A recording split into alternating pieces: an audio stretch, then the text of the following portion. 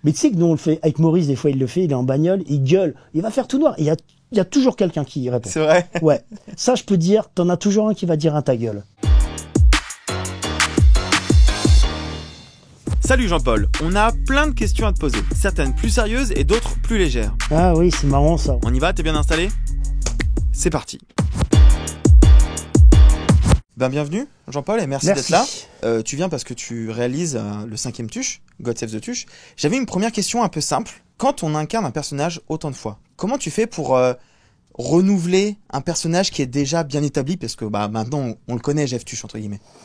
Il faut faire attention de pas se caricaturer, c'est ça, il faut faire attention.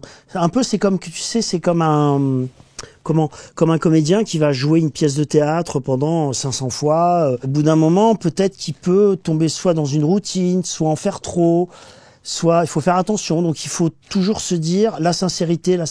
Ça c'est le plus important. Qu'est-ce que je joue, de pas en faire trop, ne pas se dire tiens les gens aiment ça de Jeff Tuche, donc je vais le faire. Non, surtout pas. Le jouer comme si c'était le premier, comme si c'était la première fois. Okay. Et on se dit tout ça avant de commencer, hein, avec tous les comédiens. Il y a vraiment ça en disant, voilà, on oublie tous les autres. Qu'est-ce qu'on joue là, maintenant? Mais il y a quand même des automatismes qui reviennent, j'imagine. Ah oui, parce que les personnages ont des automatismes, des façons de parler, des tics de langage, mais qui reviennent inconsciemment. Enfin, notamment là, tu vas diriger un acteur qui va dire quelque chose et tu dis, ah, non, ça, il peut pas dire ce mot-là. Faut trouver autre chose, ça marche pas. Mais ça, c'est un peu inconscient, quoi. Ça fait partie de l'ADN du personnage, donc ça vient en même temps que les mimiques, la façon de marcher, la voix, que tout ça. Et en même temps, j'imagine que dans une carrière, c'est pas courant d'avoir un personnage qui peut revenir autant de fois. Non, ça existe pas. Le record, j'ai regardé, justement, ça m'intéressait. En France, hein, bien sûr, en comédie.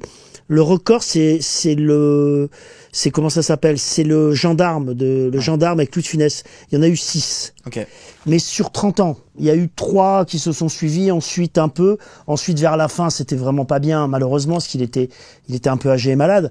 Mais non, c'est jamais arrivé. C'est unique dans le cinéma français. On sera dans les livres de cinéma, tu sais. Et tu t'en rends compte? Bah oui, mais je me rends compte que c'est exceptionnel, hein, parce que je fais ce métier depuis assez longtemps pour le voir. C'est-à-dire, quelquefois, tu peux faire un film où tu dis, tiens, il y a un truc pas mal, faisons une fin ouverte, il peut y avoir une suite, on sait jamais. Ça, tu peux l'avoir.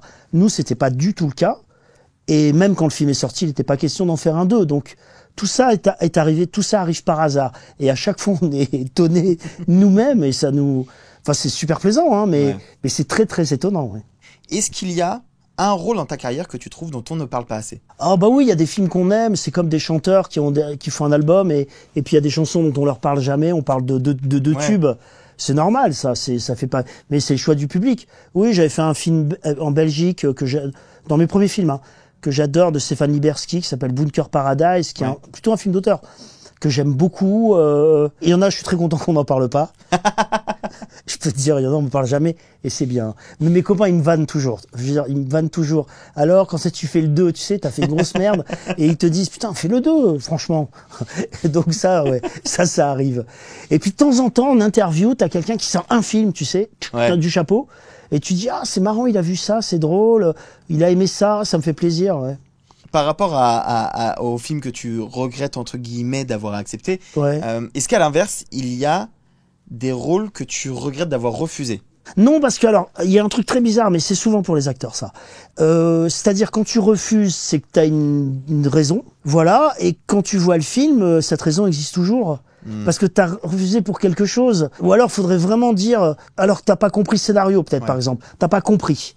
Ça m'est jamais arrivé, ça. Mais ça doit arriver. Mais quelquefois, je vois des films et je me dis, tiens, si on m'avait envoyé le scénario, est-ce que j'aurais accepté? Okay. Ça, je me le dis. Par exemple, je me le suis dit, j'en avais parlé avec Xavier, que j'adore, Xavier Beauvois. Ouais. Et quand je vois Le Petit Lieutenant, par exemple, je me dis, tiens, le scénario, il doit être... est-ce que le scénario est captivant? Je ne sais pas. Et le film est captivant, mais tu comprends. Tu te dis, tiens, alors je le refais parce que c'était lui, je l'adore, mais bon. Donc, quelquefois, je vois des films et je me dis, tiens, est-ce que j'aurais eu l'intelligence de savoir le lire? C'est difficile, ça vient avec l'expérience aussi, peut-être, non?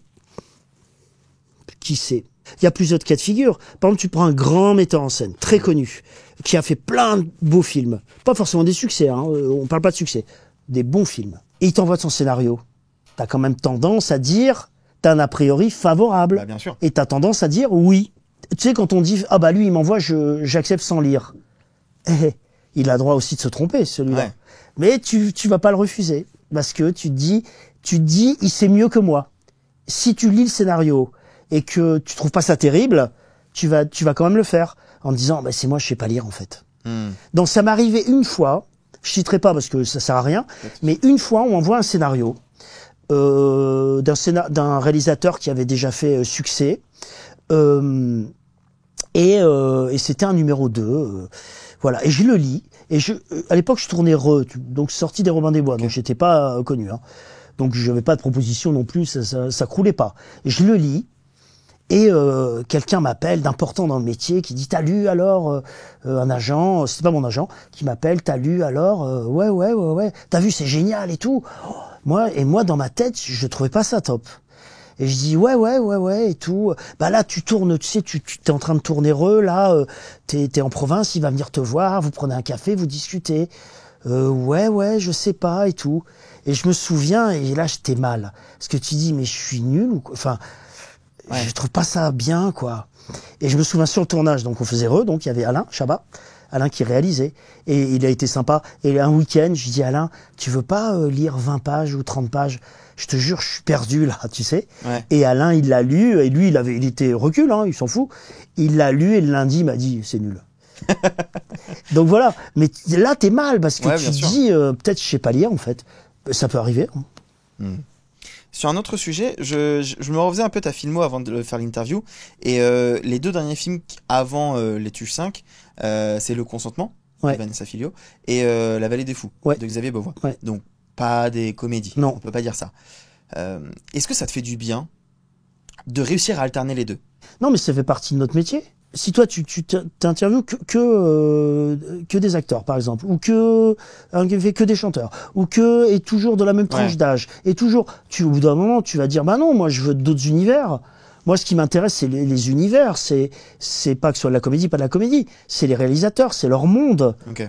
Je lis Vanessa Filio, elle a un monde. Je lis Beauvois, il a un monde, évidemment. Et après, j'adore écrire, donc j'adore, avec mes copains, écrire des bêtises, écrire les tuches. Enfin, c'est vraiment ça. Et j'ai la chance de pouvoir le faire.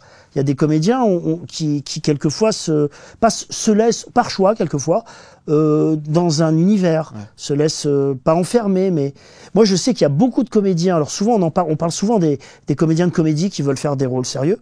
On en parle souvent. Mais il y a le contraire. On n'en parle pas. Et ça existe beaucoup. Moi, j'ai plein de copains qui sont acteurs plutôt de films sérieux et tout, et qui me disent, mais je rêve de faire une comédie. Mais on me proche jamais. Et non, moi je suis très heureux d'alterner. J'espère pouvoir continuer à alterner, comme alterner des premiers rôles et des seconds rôles. Ouais, en fait, ce qui est bien, c'est quand le projet il est bien. On dit généralement, cette banalité, que la comédie c'est plus facile que le drame. Ah non, on dit le contraire. Le contraire, le contraire, pardon. Que la comédie c'est plus difficile que le drame. Oui, c'est plus difficile. Toi, tu viens de la comédie au départ. Est-ce que en ayant ce parcours-là, ça change la donne? Oui, c'est plus facile. Oui, c'est plus facile. Oui, parce que la comédie, il y a quand même un truc qui s'appelle le rythme. Attention, le rythme, c'est pas forcément clac, clac, clac. Ça peut être des temps. C'est un autre rythme, mais c'est un rythme. Faut le sentir. C'est de l'instinct. Voilà, il y en a, ils n'y arrivent pas. Comme tu chantes faux, tu chantes juste. Il y a un truc comme ça. Tu vas faire un truc et tu sais que c'est là. Il faut la dire la phrase. Okay. C'est pas une demi-seconde avant, c'est pas une demi-seconde après. C'est là que ça marche. Donc quand tu tournes, tu le sais. Non, c'est pas ça. Ah, tu réfléchis. Non, tu sais quand tu diriges. Non, vas-y, tac, tac. Ou change un mot. Oui, ça, comme ça. Non, voilà. Okay. Mais ça, je peux pas t'expliquer. Moi, je sais que ça me passionne. J'adore ça et que quand je regarde des comédies, quelles qu'elles soient, d'aujourd'hui, d'hier, françaises, étrangères et tout. Je regarde souvent ça, je regarde la technique, je regarde comment font les très très forts, les De Funès, les Chaplin, c'est intéressant à voir techniquement comment ils font. Et t'as pas ça avec le drame? En fait, le drame c'est la même chose, sauf qu'il y a pas ce truc-là de rythme. Okay. c'est pas la même chose. Je sais pas comment te dire. C'est un peu comme si c'était de la musique classique et du jazz. Okay. C'est un peu de technique. Bon, sur un tout autre sujet et de manière beaucoup plus triviale, quelle est ta salle de cinéma préférée? Bah, je vais te répondre comme certainement plein de gens t'ont répondu, une salle qui va être liée à l'enfance, Ouais. parce que c'est tes premiers souvenirs. Ouais. Donc, ce sont des lieux chargés où tu as vu tes premiers films. Donc, forcément, donc je vais te dire ça en premier. Je vais te dire une salle que j'avais quand j'étais petit à Dunkerque. J'ai souvenir de 2 salles. Une salle qui s'appelait le Régent, qui était une salle avec une salle, puisqu'il y avait qu'une salle, avec le balcon à l'ancienne. On est vraiment dans un film nostalgique de Spielberg, avec le balcon, avec la nana qui passe avec les chocolats et les cornets de glace. Ça, donc j'ai ça. Et puis j'ai une autre salle qui m'a marqué à cause du film que j'y ai vu. J'étais petit, qui était la salle du Casino. Donc c'était une salle de cinéma dans l'ancien casino à Dunkerque qui n'existe plus, et qui avait une architecture que j'aime beaucoup, qui était détruite malheureusement, des années 60, que j'aime, avec un truc très 60, et où j'avais vu Mon nom et personne, un western que j'avais adoré. Voilà, ça c'est mes rêves, on va dire, d'enfance. Après, j'aimais bien le Normandie quand j'ai à Paris, qui est fermé malheureusement. Et ensuite, non, j'ai pas de salle préférée. Ensuite, c'est plus des images de cinéma. Quand j'étais à Lille, il y avait la grande rue piétonne à Lille, était la rue où il y avait le plus de cinéma au mètre carré, ce qui a disparu malheureusement aujourd'hui. Donc tu passais d'un cinéma à l'autre, comme ça, et voilà, j'ai plein de souvenirs de ça, et j'ai des souvenirs de salles pourries aussi, des salles où il y a 10 places, où ça sent l'humidité. Ça existe plus, ça. Ouais, j'en ai plein des souvenirs de salles. On parlait tout à l'heure de tes rôles plus dramatiques. Il y avait un rôle dont je voulais revenir, mais pas tant sur le rôle, mais plus sur toi en tant qu'acteur. Quand je repense au Consentement, oui, tu as dû incarner un personnage que tu ne pouvais pas aimer, d'une certaine manière. oui. Comment, en tant qu'acteur, on réussit à se mettre dans la peau de quelqu'un et à l'incarner quand on réussit pas à créer un minimum de lien avec lui? Ah oui, c'est marrant ça. C'est marrant mais je comprends hein, qu'on se pose la question. C'est pas nécessaire l'empathie. Je pense qu'un avocat, quand il défend un terroriste, fournirait des trucs fous. Il n'a pas d'empathie. C'est son travail. Et son travail, c'est de défendre un être humain.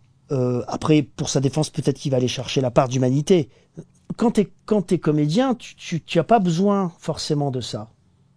S'il y a, tu peux aller le chercher. Tu peux l'utiliser. Tu peux comprendre.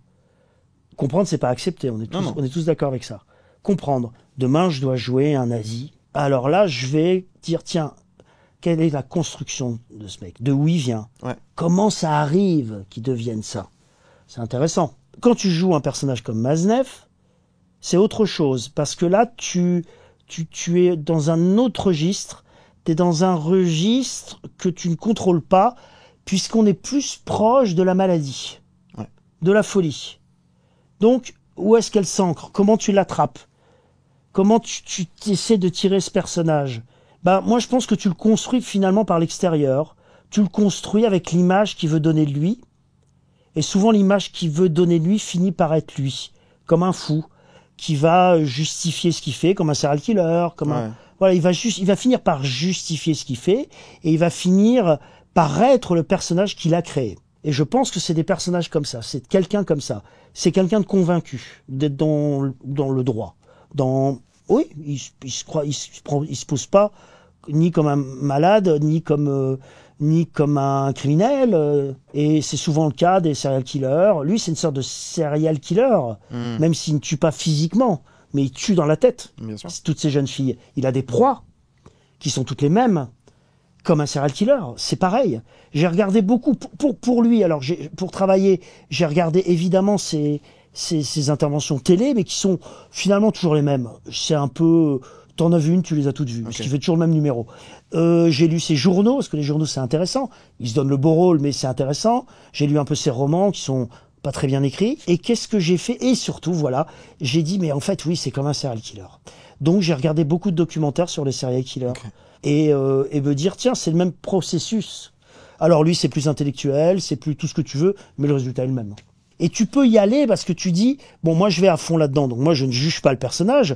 Quand je joue, il n'y a pas... je joue une saloperie, mais attention, j'en suis pas une. Faut pas qu'il y ait ça.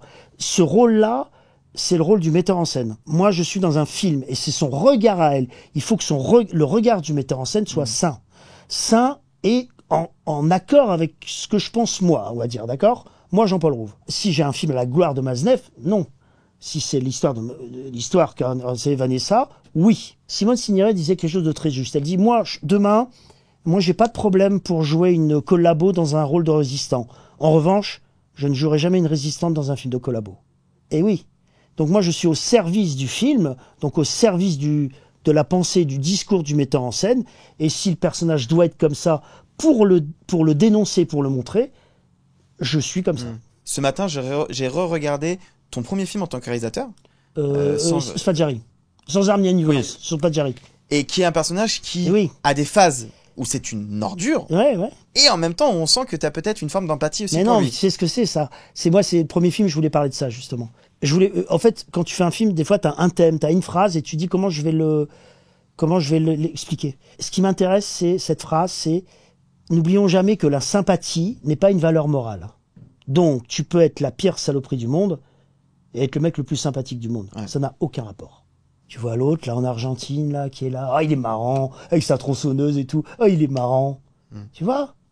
Waouh! En France, on a ça aussi.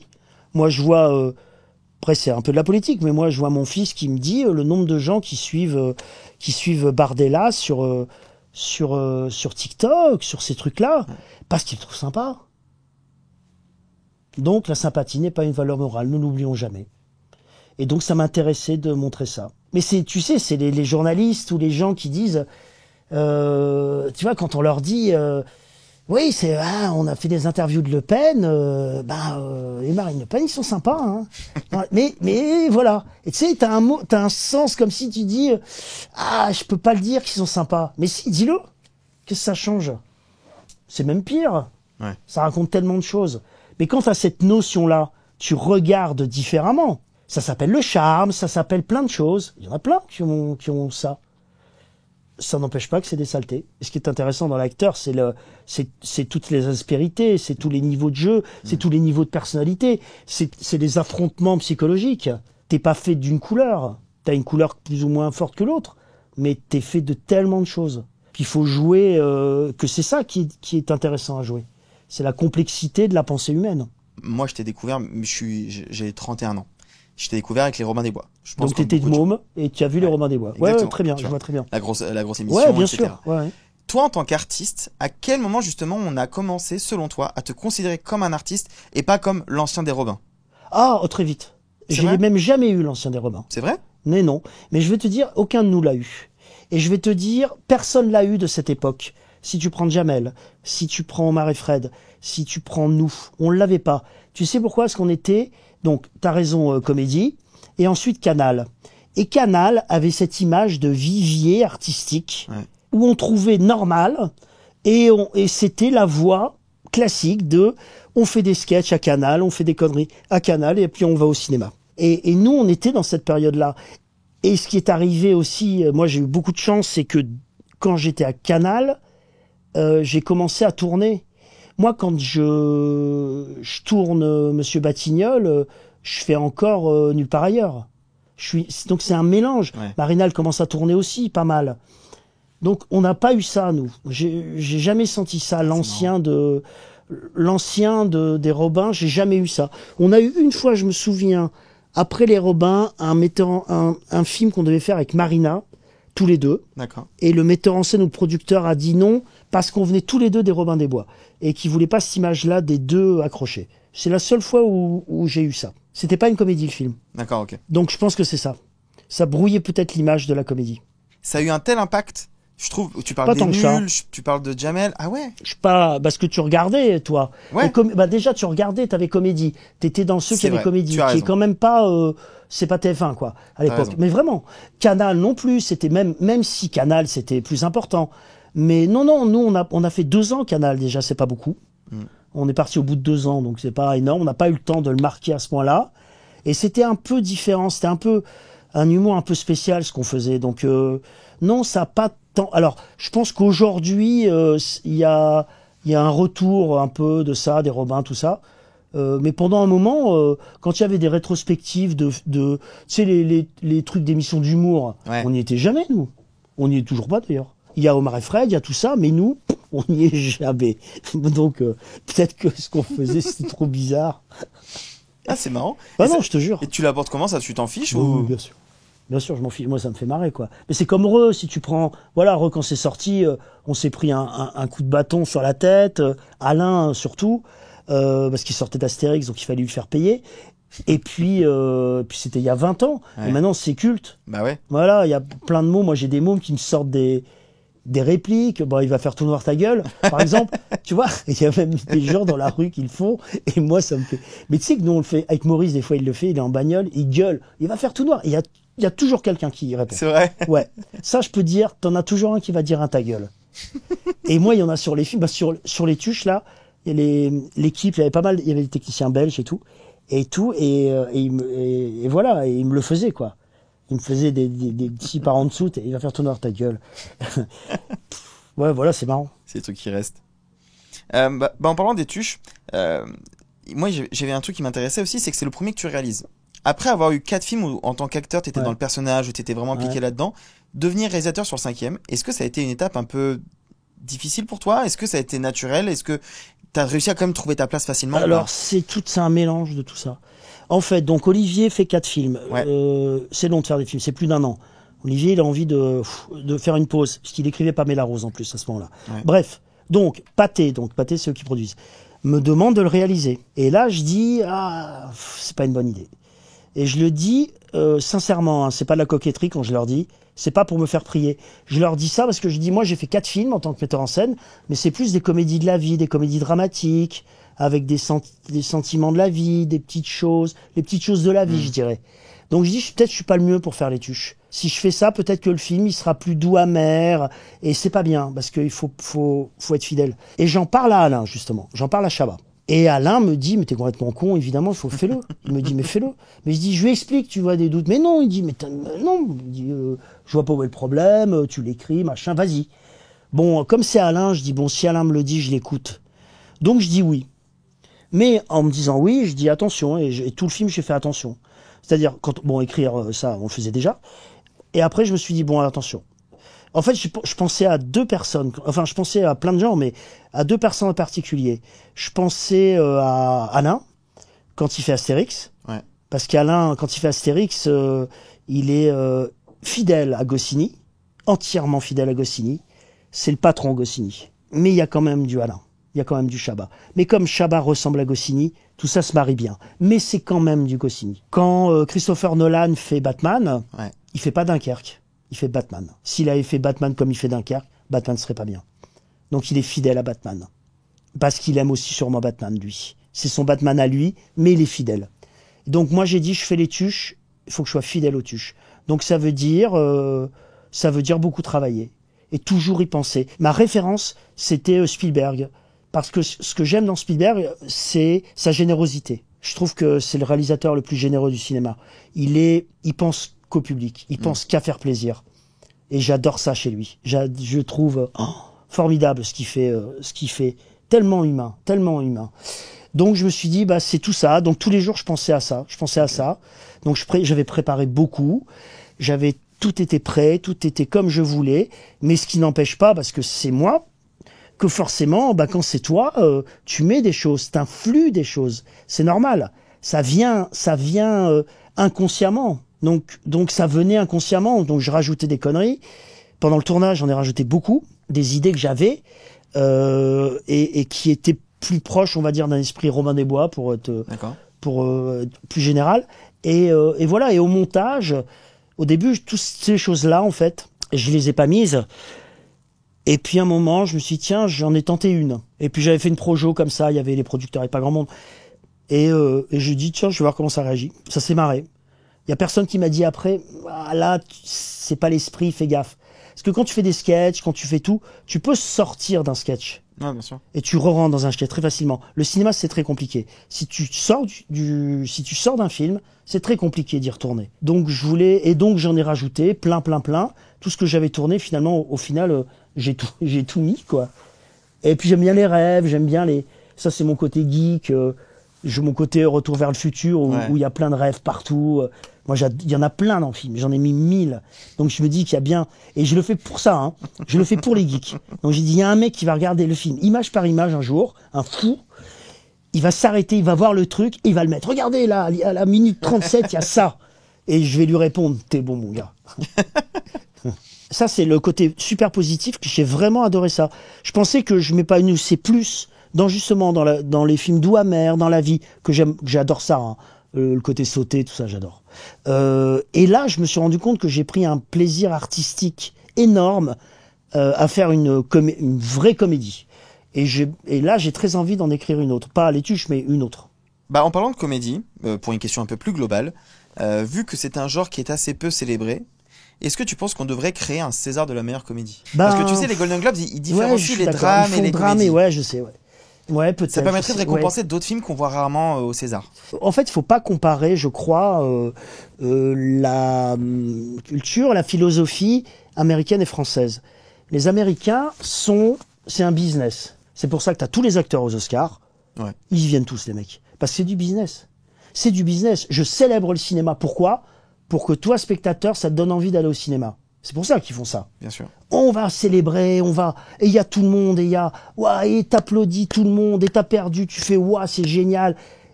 C'est leur boulot, ils sont au travail. Ils y vont, ils font le show. Business. Nous, on a une culture quand même intellectuelle du cinéma, qui nous vient des années 60, cinéma d'auteur, qui nous vient de tout ça, et puis de notre littérature, de tout, c'est notre façon de faire. C'est l'auteur qui prime. Aux États-Unis, c'est le film. Donc, quand tu arrives dans une cérémonie française, il y a cette confrontation un peu. Avec, il y a des films qui ont fait beaucoup de succès, qui sont des films populaires, et il y a des films qui ont fait moins de succès. Et il y a comme ça un truc de, puisqu'ils ont fait le succès populaire, c'est bon, ça suffit. Et donc ceux qu'on ne voit pas. Ouais. Il y a quand même ça, cette culture du cinéma d'auteur, et cette culture le drame est plus profond que la comédie. Qu'est-ce que tu veux? C'est comme ça. Ça changera jamais. Ça existait à l'époque de Molière. Pourquoi ça changerait aujourd'hui? C'était déjà ça. En fait, la différence, c'est que le drame va flatter ton intellect. La comédie flatte ton instinct. Quand tu ris, c'est de l'instinct. Bien sûr. Tu ne ris pas de manière intellectuelle. Tu ris de manière instinctive. C'est marrant, t'as un éclat de rire, t'as un truc, comme la peur, comme plein de sentiments.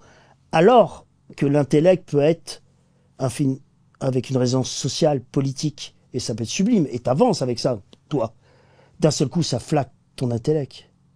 Et t'es heureux d'en parler, parce que ça parle de toi. Et tu vas parler de ce film en disant, voilà, il y a ça, c'est très intéressant, et c'est super. Si tu vas avoir une comédie, tu vas dire, putain, c'est super, je suis bien marré. Voilà. Donc, après, il y a des films qui réunissent les deux. Et il y a des films qui... Alors vas-y, ouais, il y en a. Je sais pas, c'est très rare. Intouchable, par exemple, c'était vraiment... Oui, c'est vrai, t'as raison. Intouchable, regarde, gros succès. Parce que c'est lié les deux. Comment? Et qui va au César. Oui, c'est vrai. Non, mais de toute façon, les exceptions, il y en a toujours. Non, mais bien sûr, mais t'as raison. Mais demain, t'auras... Et puis ça, c'est de plus en plus sur les Césars. Quand tu penses qu'à l'époque, les trois frères ont eu le César du meilleur premier film. Et c'est super, moi, j'en suis ravi. Mais aujourd'hui... Je pense, on verra, hein, peut-être que je dis des conneries, mais un petit truc en plus, je vois pas un truc en plus avoir le César du meilleur premier film. Je pense pas. Je pense que c'est pas possible. Mais ils l'ont eu à l'époque. Donc, il y avait quelque chose de plus ouvert. T'as une carrière t'as 20 ou 30 ans de carrière quand même, c'est pas rien. Est-ce qu'il y a un moment où, quand on est là où tu es, on est encore parfois impressionné de rencontrer des gens? Oui, bien sûr. Oui, bien sûr. Oui, heureusement. Par exemple, moi, je me souviens quand Eric et Olivier Nakache Toledano, ils me proposent Le Sens de la Fête. Ouais. Ils me proposent à l'époque le rôle que fait Vincent McCain. Okay. Et le rôle est super, hein, c'est pas de problème. Et moi, je lis le scénario et je vois que il y a plus de scènes avec Jean-Pierre Bacry dans le rôle du photographe que dans le rôle avec Vincent. Et je leur dis, mais très clairement, mais les rôles c'est super, ils sont tous bien, de toute façon, c'est pas un problème. Ouais. Mais là, il y a un moment en tête à tête avec il y en a plusieurs, avec Jean-Pierre. Et moi, c'était mon rêve de tourner avec Jean-Pierre. Et sur le tournage, on était tous pareils. Gilles Lelouch, Gilles pareil, on était avec Jean-Pierre. Moi, ça c'est, voilà. Et aujourd'hui, il y a qui me... Oui, Jacques Audiard, voilà, un réalisateur. Ouais, Jacques Audiard, je pense que je serais super impressionné de tourner avec lui, parce que il m'impressionne beaucoup comme metteur en scène. Je trouve dingue. Ouais. J'aurais une dernière question que Vas-y, je pose souvent dans ce genre d'entretien parce que je trouve que votre avis est toujours pertinent sur ce sujet qui fait débat, plus ou moins raison. Est-ce que selon toi, la place de cinéma est trop chère? Comment je peux répondre à ça? Alors les arguments que j'entends, moi, c'est trop cher le cinéma et quand tu regardes, c'est quand même le loisir le moins cher. Alors je pense que c'est toujours pareil. Si tu prends une place, oui. Si tu prends les abonnements, c'est pas trop cher, quoi. C'est combien quand c'est un abonnement, une place? Entre 20 et 30 euros en fonction de où est-ce que t'es. Moi, Ouais, je mais sais c'est que j'ai ça. un abonnement illimité, c'est 20 euros par mois. Ouais, et tu vas comme tu veux. J'y vais comme je veux. Et tu vas allez, on va dire, tu vas quoi, 3-4 fois par mois? Ouais. On va dire ça, à peu On près. va dire ça. Donc ça te fait 5 euros la place. Ouais. Bah c'est pas cher, 5 euros. C'est le prix d'un menu chez McDo. Non mais c'est ça. Non mais 5 euros, c'est le truc. Je compare à ça par rapport au môme. J'ai pas l'impression, moi, que ce soit trop cher. Après, je pense que les gens qui trouvent que c'est trop cher, Ouais. et ça, c'est quelque chose que j'entends, c'est quand on y va avec sa compagne ou son Ouais, compagnon, c'est ça. avec les enfants, Ouais, je suis d'accord. ou qu'il faut prendre le babysitter. Bah ouais, mais comment tu fais, ouais. Bah c'est pour ça. Non mais où t'as raison. C'est pour ça que le cinéma, tu te rends compte que le public du cinéma, ça va être des jeunes ou des retraités. Au milieu, t'as un creux. À cause de ça. Parce que les gens ont des enfants, vie de famille. En effet, il faut prendre une babysitter. Enfin, il y a toutes ces contraintes-là. Et ces gens-là sont plus difficiles à déplacer. Oui, je comprends, parce que quand t'as 2-3 enfants, tu vas à 5 au cinéma, tu prends un truc à manger, d'un seul coup, ça coûte cher. Mais, regarde, ça revient à 5 euros. Si tu la mettais à 2,50 €, à 3 euros, est-ce que tu penses que les gens continueront à dire que c'est trop cher? Je pense que oui. Et puis de toute façon, la place de cinéma, c'est aussi un système vertueux, ça on l'oublie, qui permet d'autofinancer les Ah, mais bien CNC. sûr, non, mais ça, après, on peut parler de ça. Il y a un pourcentage qui est récupéré par le CNC, donc qui récolte de l'argent, le CNC, et le CNC, cet argent, il le redistribue pour des films. Donc, et ce qui est intéressant, c'est que ce soit un blockbuster américain, genre, t'as un film, un Marvel qui sort, le CNC prend de l'argent sur Marvel, mais il va pas le refiler après à Marvel. Il va refiler un film français qui va se financer. Donc le système, il est formidable en fait. Nous, si les tuches, par exemple, ça marche fort, on espère, le CNC, il va prendre plein d'argent et il va pouvoir le financer un film qui se fait à 3-4 millions. Il n'y a pas beaucoup d'argent. Donc franchement, le système est bien en France. Très bien. Eh ben écoute, merci beaucoup. Merci beaucoup à vous, à toi. Mini